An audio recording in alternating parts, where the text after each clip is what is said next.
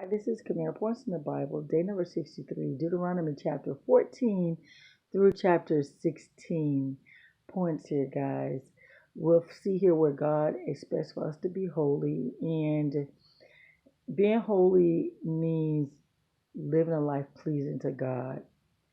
God teaches us in His commands how to be holy, have no other God before Him, how showing love and love God, and there's different things He tells us, but we can't do it on our own. We have to ask God how to be holy. Teach us to be holy, Lord, and He will teach us. Yeah, there are certain things we're going to have to deny, but anything that you feel is going to offend God, if He convicts you, if He lets you know that is not good, then He'll also teach us how to resist those things that are not good. And yeah, so He said He is holy and we're in the image of God, then we should be holy as well. So we're practicing to be that holy person God wants us to be. The scriptures here tells the children of Israel, He tells the children of Israel not to cut themselves for dead people. Do not shave your head for dead people. Do not eat certain foods. Yeah, He tells them what foods are clean and what are unclean. Yeah, He goes through all of that. And yeah. So being holy is, you have to be careful what you put in your body for health reasons. You have to be. Spiritual reasons, what you put in your mind, what you allow to go in your mind and just stay there, and you meditate on it where it becomes part of you, your belief. You have to be careful of that. Those are the meats that he's basically talking about, what we ingest in our spirit. So we have to be careful of what we accept, what we embrace. So Moses instructs the children of Israel on what to eat, like certain foods they can't eat, like camels and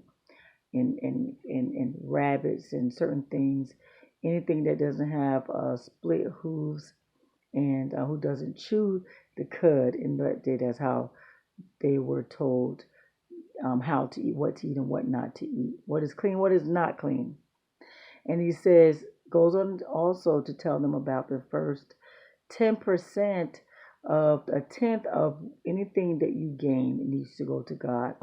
In our case, it is a tenth of our substances, our finances. Yeah, that first 10% belongs to God. A lot of us feel like it's mine. God gave you the energy. God gave you the favor to get the job. God gave you the mind, the zeal, the passion for what you do. And He's giving your life, your health to do whatever needs to be done, the strength that needs to be done, and the favor, the job. So if He's only asking for a tenth of that, it's not bad at all. He could have been asking for the 90 and we kept the 10th. And He says, do not neglect the Levites. The Levites are God's servants. So don't neglect the men and women of God. Don't neglect them. And they are the ones who get a portion of that tithe, that offering. Yeah. So God tells the children of Israel not to lend money to certain people like other Israelites. If you know a person's poor, don't lend it to them. Give to them. Give to them freely and generously. There should be no poor among you. Yeah. And don't, he basically tells us don't expect it back, really. Don't be have a grudge, a grudge. Don't give grudgingly. Don't give grudgingly. Give freely and generously. It is God is the one who blesses you. He will bless you. Isn't that something? He will bless you. Don't expect for people to give back to you when you give to them. Expect it from God. Give as unto God. Yeah, yeah. And he also talks about when you have slaves, let them go free. No, and when you let them go free, don't let them go free empty-handed. So those are the things, some of the things that are in today's read. Yeah. Talks about the first part of everything that we have, we should give to God, like our firstborn. In this case, the children of Israel, their firstborn animals. Again, God, when we give to God, He wants us to give the first to Him, the best. Yeah. This part where he tells them to observe certain holy days, days that are set apart for him. That's like a revival in our days. Uh, there's the Passover, the day of unleavened bread, or celebration of unleavened bread. There is the harvest festivals, the festival of shelters or tabernacles. And he tells them to observe those days. He gives them all the stipulations. It needs to be done a certain amount of days. Needs to be offering given to him. He said, "Don't come empty-handed." Those are days that are days of memorial, reminding them of what God had done for them. It is important that we take the time to remember what God has done for us. Remember who He is. Days that we set apart where we focus on Him. We call those days of revival because when we do that, we're setting aside our time to invest in worshiping God and serving God, committing some days to God to think on Him, to meditate on Him and who He is.